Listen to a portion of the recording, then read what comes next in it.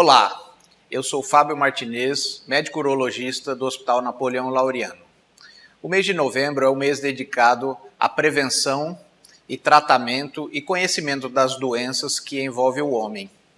Nós, da equipe de urologia do hospital, resolvemos gravar essa apresentação sobre a próstata e duas principais doenças que atingem esse órgão: a hiperplasia prostática benigna e o câncer de próstata.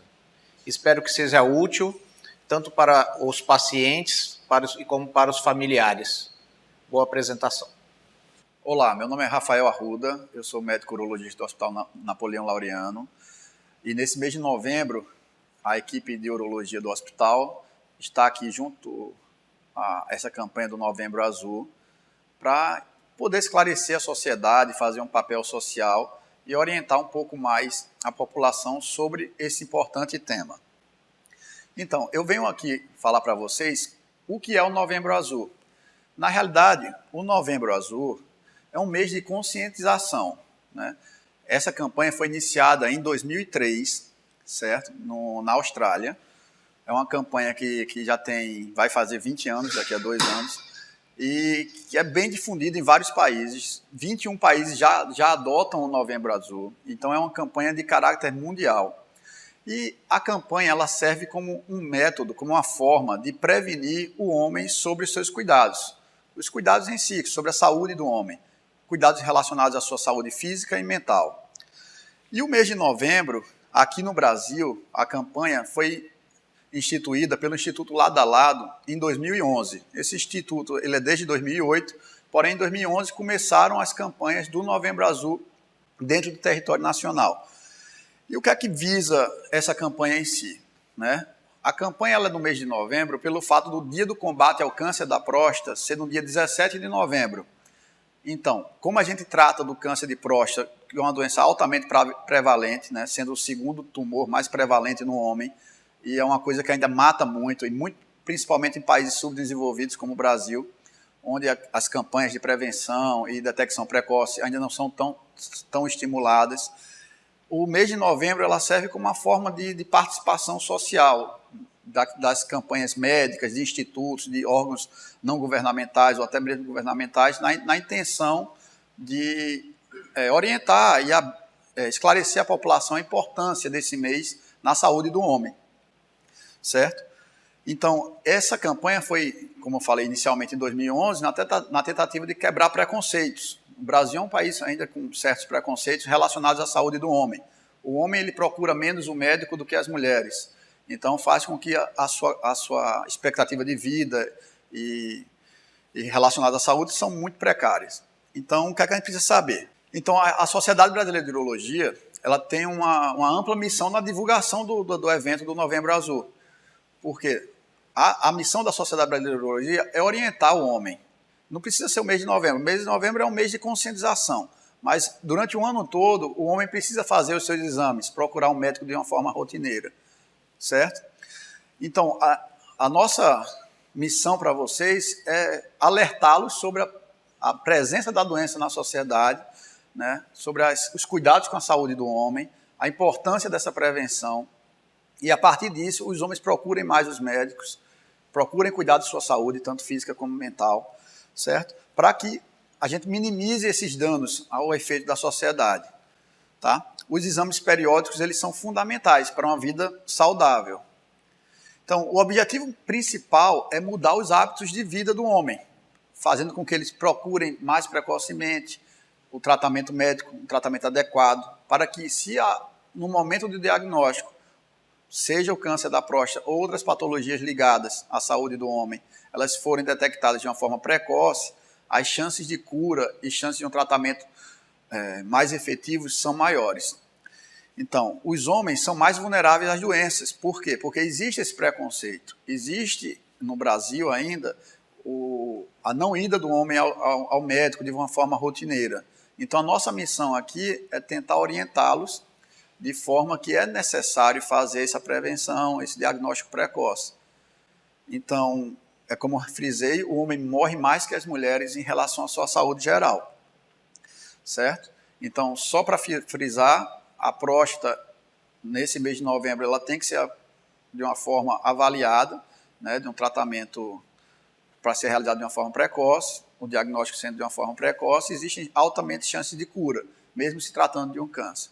Então, a nossa função é orientar, falar que existe esse problema e que esse problema existe tratamento. Então, nesse mês de novembro, com a campanha do Novembro Azul, nós do Hospital Napoleão Laureano, toda a equipe de urologia, estamos à disposição da sociedade paraibana para a gente fazer um evento grandioso que possa atender a toda a sociedade. Bom, meu nome é João Dornelas, urologista do Hospital Napoleão Laureano, e dando continuidade sobre o Novembro Azul, vamos falar do check-up da próstata. Então, o tumor de próstata é um tumor muito prevalente e a nossa sociedade, a Sociedade Brasileira de Urologia, recomenda que haja um rastreio dessa doença. Então, ela é feita a partir dos 45 anos, para quem tem fatores de risco, né, história familiar positiva, ou seja, algum parente, pai, irmão, tio, que tenham tido a doença, e pessoas da raça negra. E na população que não tem esses fatores, se faz esse rastreio a partir dos 50 anos. Como é feito o check-up da próstata? Então, é feito através de 2 exames, né, o exame físico e um exame de sangue, né, chamado PSA. O exame físico é muito simples, né? Você faz através do toque prostático e se avalia a consistência da próstata, avalia se tem algum nódulo, alguma área endurecida. E o PSA é um exame de sangue, né, colhido através do sangue, e com essas 2 informações você tenta e você consegue diagnosticar a maior parte dos tumores prostáticos numa forma mais inicial, numa fase mais inicial. É recomendada a realização uma vez ao ano. Tá? O exame é um exame indolor, rápido, simples, que traz muitas informações sobre a saúde da próstata. E algumas orientações antes de realizar o exame do PSA é que nos dias anteriores você evite ter feito o toque prostático, evite esportes com traumatismos na região perineal, como ciclismo, equitação, e evite relações sexuais e ejaculação. Gostaria de abrir um parênteses, né, falando também de outra doença prostática muito prevalente, que é a hiperplasia prostática benigna, que, como o nome diz, é uma doença benigna, não é câncer, mas, apesar disso, é uma doença que pode levar a prejuízo intenso na qualidade de vida do paciente, né, e sintomas severos, caso não tratada. A próstata, ela é uma glândula que envolve a uretra, então o canal da urina passa por dentro da próstata. Então, quando ela cresce, né, há um crescimento prostático, esse crescimento pode fazer com que a próstata fique estreitada, obstruída. E isso pode levar a sintomas. A neoplasia benigna mais comum no homem, né, a hiperplasia prostática, então 30% dos homens ao longo da vida vão precisar de algum tratamento para essa doença. E 10% dos homens vão necessitar de algum tratamento cirúrgico para a hiperplasia. Ela está relacionada principalmente ao envelhecimento, então em torno de 25% dos homens aos 55 anos têm algum sintoma, e essa proporção aumenta para 50% aos 75 anos. Também está relacionada à síndrome metabólica, ou seja, pacientes com hipertensão arterial, diabetes, obesidade, aumento do colesterol, têm uma chance maior de ter a hiperplasia. E também relacionada às causas genéticas. Então, pessoas que têm parentes com a doença também têm uma chance maior de apresentá-la. Devido a esse crescimento prostático, o jato da urina ele fica mais fraco. O canal urinário ele vai sendo obstruído, levando a sintomas de jato urinário fino, jato urinário fraco. Né? A urina não fica mais contínua, ela passa a ser cortada, intermitente. O paciente passa a ter um aumento no número de vezes que vai ao banheiro, né? Um aumento na frequência miccional, uma urgência miccional, uma vontade, um desejo intenso de urinar quando a vontade chega, um aumento de vezes que acorda à noite para urinar e muitas vezes também a sensação de que não esvazia completamente a bexiga. E caso não tratada, né, ela pode levar a complicações, como infecção urinária de repetição, cálculos na bexiga, pedras na bexiga, formação de pedras, sangramento na urina, que é a hematúria, e, nos casos mais severos, a retenção urinária, onde pode ser necessária a colocação de uma sonda vesical para poder esvaziar a bexiga, e até mesmo a insuficiência renal, que é quando há uma falha na função dos rins. O tratamento vai depender muito dos sintomas do paciente. É muito comum o paciente chegar no consultório com uma ultrassonografia mostrando a próstata crescida, mas é um paciente que não tem nenhum sintoma. Então, nesses casos, a gente pode só acompanhar, fazer um segmento sem necessariamente fazer nenhuma medicação, nenhum tratamento específico. Mas quando o paciente já vem apresentando sintomas, está indicado iniciar o tratamento, que a princípio seria com medicações, remédios, né, que servem para relaxar a próstata, possibilitando o fluxo da urina mais fácil e diminuir o tamanho da próstata ao longo do tempo. Né? Muitas vezes a gente faz a associação dessas duas medicações e, na maioria das vezes, obtém um sucesso nessa terapia e evitando que esse paciente necessite de cirurgia ao longo do tempo. Mas, em alguns casos, esse tratamento medicamentoso não funciona bem, não responde bem, o paciente não tem uma boa resposta, e aí sim está indicada a cirurgia. Então, a cirurgia para o tratamento da hiperplasia da próstata não é a retirada da próstata toda, como a gente faz no câncer de próstata. Para esse tipo de doença, a gente faz uma cirurgia para desobstruir. Então, a gente tira a parte central da próstata. E essas cirurgias elas podem ser endoscópicas, ou seja, você vai entrar com um aparelho na uretra do paciente, via uretral, com a câmera, e vai tirar fragmentos da próstata, fazendo com que haja uma desobstrução, né, do canal, como a gente pode ver nessa imagem abaixo. À esquerda, a próstata obstruída, à direita, já com ela desobstruída, possibilitando um melhor fluxo de urina. E a cirurgia também pode ser aberta ou laparoscópica. Né? O que vai diferenciar a técnica cirúrgica seria o tamanho da próstata. Para próstatas muito grandes, acima de 100 gramas, seria mais indicado uma técnica aberta. Para próstatas até 80, 100 gramas, você pode fazer a técnica endoscópica. Mas o princípio é o mesmo, é desobstruir, né, retirar aquele tecido que está obstruindo o órgão. Como prevenção, né, a gente tem que evitar a síndrome metabólica, ou seja, ter um estilo de vida saudável, praticar atividade física, evitar consumo de carboidratos, açúcares, bebidas alcoólicas, ingerir bastante legumes, frutas, né, e procurar um urologista regularmente a fim de diagnosticar, né, de forma precoce a doença, caso ela venha a surgir. Olá, meu nome é Porfírio Fernandes, eu sou um membro do Serviço de Urologia do Hospital Napoleão Laureano e vou explanar um pouco sobre a epidemiologia e fatores de risco do câncer de próstata. Bom, por que falar sobre o câncer de próstata? O câncer de próstata ele é o câncer mais incidente, é o mais frequente no nosso Brasil, ficando atrás apenas do câncer de pele não melanoma. Nós temos uma estimativa de 65.840 casos novos por ano, e isso é em torno de 29% a 30% de todos os casos de câncer que atingem o homem. E observamos que a região Nordeste, segundo dados do INCA, é uma das regiões que tem maior incidência de câncer de próstata em todo o Brasil. Observamos que o Nordeste é em torno de 72 casos a cada 100 mil e as outras regiões ficam em torno de 65 casos a cada 100 mil habitantes. E na Paraíba, na nossa região, nós temos uma estimativa de 1.740 casos novos anuais, sendo em João Pessoa apenas na nossa capital 320 casos novos por ano, e temos uma média de 87 casos em 100 mil no nosso estado. E observamos que isso é um dado superior à média nacional, que é em torno de 62 casos a cada 100 mil. Então, nós estamos numa região com a maior incidência a nível nacional e com a maior frequência de casos de câncer de próstata. Aqui é um dado do INCA que mostra os estados em vermelho mais escuro, são os estados mais incidentes com a doença. E observamos que a Paraíba é um desses estados. Outro gráfico mostrado pelo INCA é sobre a mortalidade do câncer de próstata no Brasil. Observamos que é o segundo que mais mata, ficando apenas atrás do câncer de pulmão. Então, temos uma estimativa de mais de 15 mil mortes de homens por câncer de próstata no Brasil. E observamos também que, ao passar dos anos, a mortalidade pela doença vem aumentando, apesar das campanhas de prevenção. E quais são os fatores de risco da doença? Primeiro, o principal fator é a idade. Quanto mais idosa a população, maior o risco de ser acometido pela doença.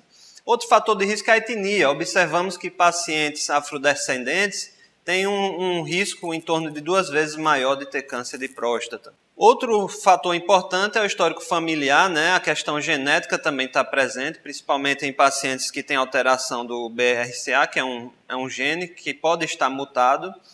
Então, quem tem pai e irmão que já teve câncer de próstata, tem que fazer sua prevenção mais precocemente, a partir dos 45 anos. Quem não tem fator de risco a partir dos 50. e ficar com maior cuidado em termos da prevenção da doença. Outros fatores de risco, também comum a todos os outros tipos de câncer, né, é a obesidade, a má alimentação, evitar gordura, fritura, né, o estilo de vida do paciente, isso aí também é outro fator de risco, evitar o sedentarismo, né, você tem um estilo de vida com maior atividade física, tudo isso ajuda a prevenir não só o câncer de próstata, mas outros tipos de câncer. Então, o que mostramos aqui observamos que o câncer de próstata é um câncer muito prevalente na nossa região e para evitarmos que seja diagnosticada a doença numa fase avançada, que não tem mais cura, então devemos fazer a prevenção. O diagnóstico precoce, para evitar um diagnóstico numa fase que não tem mais cura, devemos fazer o diagnóstico precoce, onde temos maior possibilidade de cura da doença. Olá pessoal, sou o Dr. João Bosco, urologista, faço parte da equipe de urologia aqui do nosso Hospital Napoleão Laureano e hoje eu vou, dando continuidade à nossa palestra do Novembro Azul, eu vou falar sobre 2 tópicos voltados ao câncer de próstata. Vou falar sobre o diagnóstico e o estadiamento. O câncer de próstata, para a gente conseguir o diagnóstico, o paciente precisa seguir um caminho. Na verdade, ele tem que fazer a coleta do exame de sangue, que é o PSA, para dosar o antígeno prostático, e no seu urologista fazer o exame do toque, e essas 2 informações vai dar critérios para o seu urologista indicar ou solicitar esse exame, certo?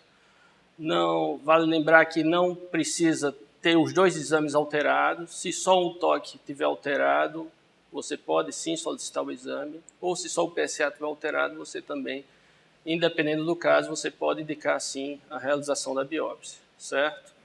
Então vamos começar falando pelo toque retal. Quando a gente realiza o toque retal? O toque retal é realizado juntamente no mesmo momento, na mesma época, em que você faz a dosagem do PSA, para a gente ter uma relação mais fidedigna daquele valor junto com a doença da próstata naquele momento, ou o perfil da próstata naquele momento.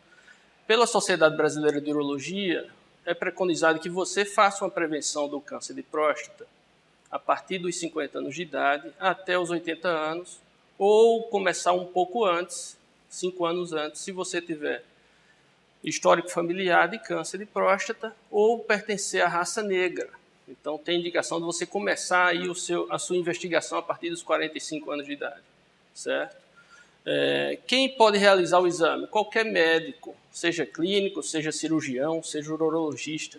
Qualquer médico, no ato da sua consulta, ele pode sim, se o paciente for homem, tiver queixas dos sintomas do trato urinário inferior, ele já tem uma indicação ali de fazer um toque retal, independente da idade, independente do PSA. Então, você vai ao médico na sua consulta regular com frequência, se você tiver alguma queixa, você já tem indicação de fazer esse exame. Com que frequência a gente faz o exame do toque da próstata? Na realidade, é um exame que a gente tem uma característica de fazer anualmente, junto com o PSA, para a gente ir acompanhando a evolução da doença ou a evolução do envelhecimento da próstata, a fim de detectar precocemente uma alteração que seja passível de tratamento, como um câncer ou até uma prostatite, que muitas das vezes passa despercebido e você não percebe. Os achados de um toque retal, a gente consegue avaliar a próstata em 3 aspectos, a gente consegue determinar. Pode ser um toque normal ou um toque com a próstata aumentada, onde vai te dar sintomas urinários, né? Ou durante o toque o paciente às vezes pode relatar dor e está relacionado com prostatite. Ou então, se durante o toque tiver alguma alteração na glândula, de consistência dessa glândula, a gente levanta a suspeita de uma doença prostática mais elaborada, aí, no caso voltada ao câncer de próstata. Então, o toque alterado, só o toque alterado, pensando em câncer de próstata, a gente já poderia pedir a biópsia. Mas o PSA vai corroborar essa indicação. Não precisa de preparo, é um exame feito durante a sua consulta de rotina, então Muitas vezes eu penso, doutor, mas eu não estou preparado. Eu disse, não, o preparo é mais emocional, mais psicológico do que fisiológico. Então, o preparo pode ficar tranquilo, é só ir à consulta que, no determinado momento, o médico vai estar disposto a isso. Isso é uma classificação, eu vou falar bem rápido, não interessa muito a população, mas é só para a gente conseguir classificar durante o toque da próstata as alterações que a gente acha. Pode ser uma próstata de tamanho normal, que é um T1 e que não tem nada, não tem nódulo ainda palpável, né? A gente sabe que a doença começa com um nódulo e esse nódulo vai crescendo e acometendo toda a glândula, né? Então o T2, o nódulo já é palpável, e aí o T2 se classifica em T2A, B e C. O A geralmente é um nódulo bem localizado em uma região. O B seria um nódulo já maior, envolvendo mais da metade da próstata. E o C seria um nódulo já palpável nos dois lobos.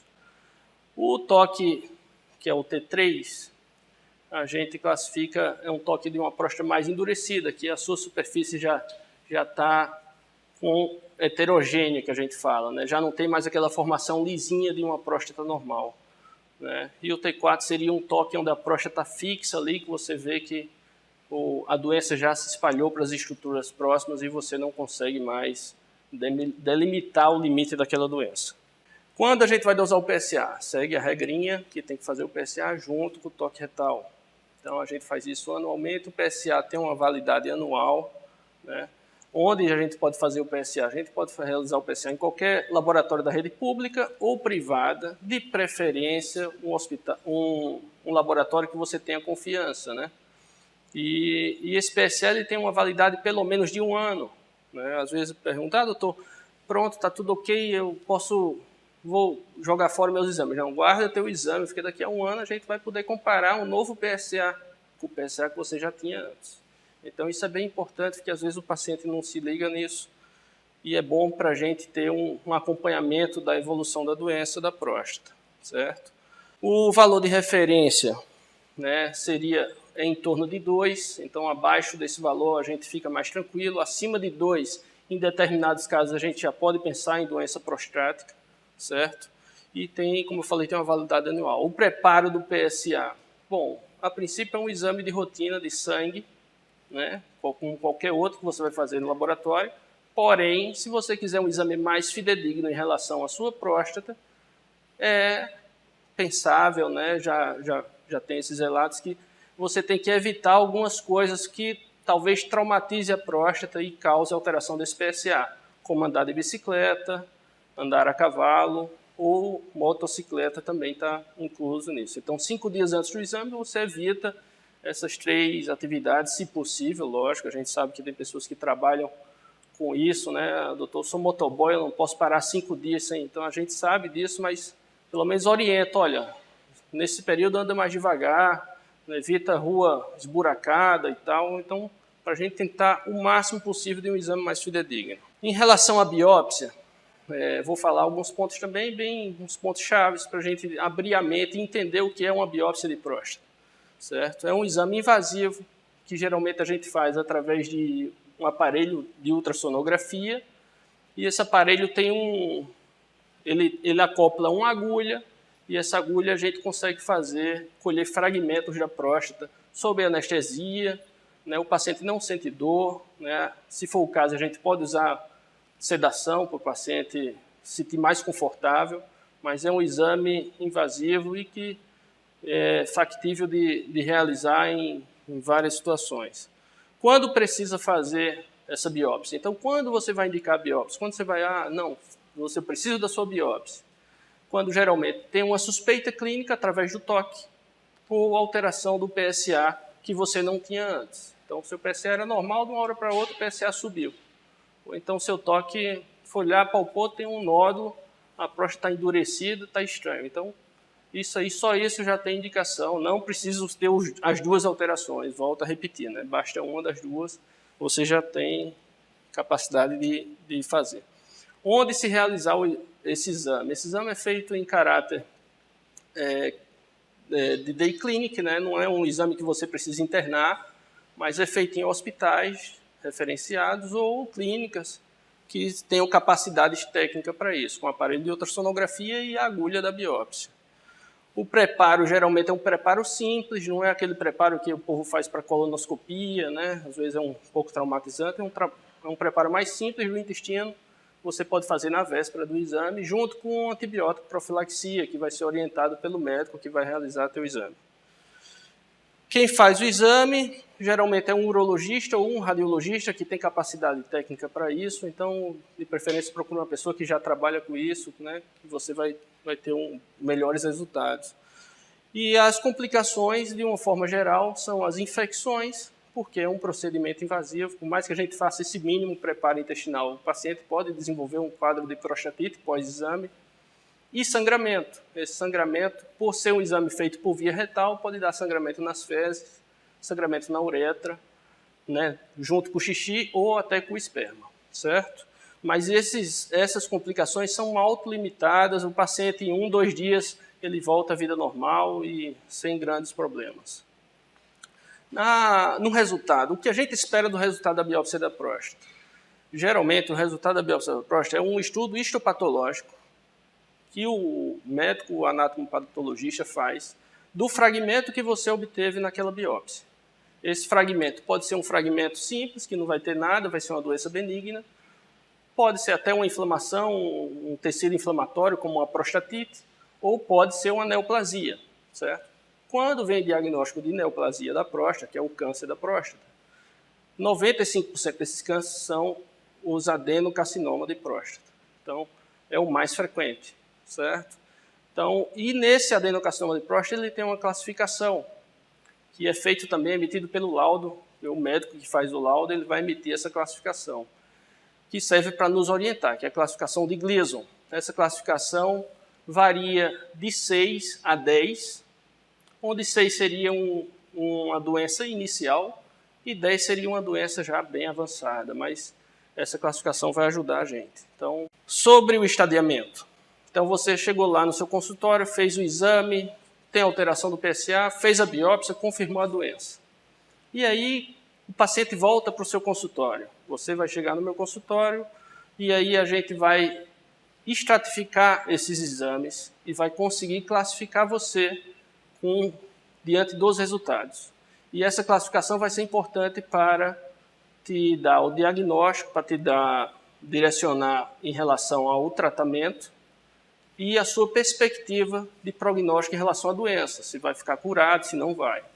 Então, praticamente a gente usa a classificação de D'Amico, que também é recomendação pela Sociedade Brasileira de Urologia, que tem o baixo risco, que é classificado o paciente com PSA baixo, abaixo de 10, com Gleason em torno de 2 a 6, e o estadiamento clínico é uma doença que é só um nódulo ali, você palpou, tem só um nódulo, ou às vezes você palpou e não tem nada, mas como tinha uma alteração do PSA, o médico recomendou você fazer a biópsia e veio a doença inicial. Então isso é importante. Esse paciente de baixo risco vai ter com certeza um prognóstico da doença muito melhor. O de risco intermediário são pacientes que têm um PSA em torno entre 10 e 20, o Gleason em torno de 7, e o TOC você já vê que é uma doença que acomete os 2 lóbulos da próstata, né? Ela já está disseminada no órgão. Então, nesse risco intermediário, também é uma fase boa da gente conseguir o diagnóstico e conseguir o tratamento, objetivando a cura da doença. Então, é importante a gente ter essa prevenção. E, muitas das vezes, a gente sabe que a gente mora numa cidade e num estado que a gente tem muita carência na área da saúde e tem muitos pacientes que vêm do interior, que não têm acesso à informação, que não têm acesso a uma avaliação simples de um médico. E, às vezes, quando vem nos procurar aqui no hospital, já está com a doença bem avançada, já tem sintomas. E aí esse é o paciente de alto risco. Geralmente o PSA vem acima de 20. O Gleason dele, quando vem a biópsia, é em torno de 8, 9 ou 10. Né? E o TOC você já vê que é uma próstata já endurecida ali. Então esses pacientes vão ter uma limitação quanto ao tratamento, porém ainda existe tratamento mesmo para esses casos mais avançados. Correto? Então é isso que eu tenho para falar, agradeço a oportunidade. Olá, dando continuidade à nossa apresentação, nós já discutimos sobre o diagnóstico, sobre como estadiar o câncer de próstata, e agora eu vou falar um pouquinho sobre o tratamento do câncer de próstata. Quando começamos no tratamento do câncer de próstata, nós temos que responder basicamente a 3 questionamentos. A doença é localizada, ou a doença é localmente avançada, ou a doença é metastática, onde ela já se espalhou para outros órgãos. Após responder essa pergunta, nós vamos propor os tratamentos possíveis para o paciente. Se a doença for localizada, nós temos como opção a vigilância ativa. Se a doença for minimamente invasiva, uma doença de pequena monta, com PSA abaixo de 10 e com Gleason abaixo de 7. E se o paciente tiver uma expectativa de vida abaixo de 10 anos. Então nós podemos propor a vigilância ativa, que é diferente de não fazer nada. A vigilância ativa, nós acompanhamos o paciente de perto, com exames seriados, e podemos mudar o tratamento de vigilância ativa para um tratamento definitivo, caso haja necessidade. Acompanhando os pacientes em vigilância ativa, nós vemos que 40% dos casos não precisa de tratamento nenhum no decorrer de sua vida. Isso minimiza os efeitos do tratamento, muitas vezes agressivo, e das consequências desse tratamento. Então, hoje em dia, a vigilância ativa é uma modalidade de tratamento do câncer de próstata localizado, que já está bem estabelecida, mas os casos precisam ser muito bem selecionados. Outra forma de tratamento é a prostatectomia radical. Essa cirurgia ela é realizada muito no nosso serviço. Ela consiste na retirada completa da próstata e as vesículas seminais, e depois fazemos uma anastomose, uma plástica da bexiga para a uretra. Essa cirurgia ela pode ser feita por algumas formas de acesso. Pode ser feito de uma forma aberta, onde fazemos uma pequena incisão no abdômen inferior. Pode ser feita de forma laparoscópica ou robótica, onde operamos através de orifícios com uma câmera. E pode ser feita de uma forma perineal, um acesso perineal, que é um acesso pouco utilizado, poucos centros utilizam. E os pacientes me perguntam sempre, qual é o melhor tratamento, qual é a melhor técnica? Na realidade, a melhor técnica é aquela que o cirurgião tem maior vivência. Então, ao invés de o paciente escolher a técnica, ele tem que escolher o médico que vai operar. Os trabalhos mostram que a mesma técnica realizada por um cirurgião experiente, ela tem um resultado semelhante às outras. Então, nenhuma técnica se sobrepõe, e sim a experiência médica. Outra forma de tratamento é a radioterapia. Esse é o nosso aparelho de radioterapia do hospital. Também é um bom tratamento, com resultados comparáveis à prostatectomia radical. E é empregado em pacientes com doença localizada ou que não querem ser submetidos ao tratamento cirúrgico ou que, por contraindicação clínica, não podem ser submetidos ao tratamento cirúrgico. E é um tratamento muito bom, com bons resultados semelhantes à prostatectomia radical. Os pacientes com doença localmente avançada, isso é, aquela doença que não é restrita ao órgão, ela já ultrapassou a cápsula prostática, geralmente são submetidos a tratamentos combinados, como cirurgia, bloqueio hormonal e a radioterapia. Muitas vezes é necessário mais de um tratamento, por quê? Porque, por exemplo, se nós operamos um paciente, tem uma grande chance de ter margens positivas e com isso seja necessário o complemento com a radioterapia. Outras vezes utilizamos o bloqueio hormonal para reduzir a doença, reduzir a próstata e em seguida a radioterapia. Então é um tratamento que envolve mais de uma especialidade médica. Envolve o cirurgião, o urológico, o oncologista clínico e o radioterapeuta. Com isso, nós podemos oferecer um melhor resultado no tratamento do paciente com a doença localmente avançada. E caso o paciente tenha uma doença avançada, onde o tumor ele se expande não só localmente, mas ele se expande para outros órgãos, se expande para os ossos, para os linfonodos ou algum órgão abdominal, existe tratamento também. Hoje em dia, o avanço que a urologia sofreu nesse campo do tratamento da doença avançada, com novas drogas, é muito grande. Inicialmente, o tratamento é proposto uma castração cirúrgica ou medicamentosa, onde nós vamos diminuir ou deixar ausente a testosterona do paciente. Com isso, nós vamos tirar o alimento, o que nutre as células tumorais. E com isso a doença involui e às vezes fica estacionada.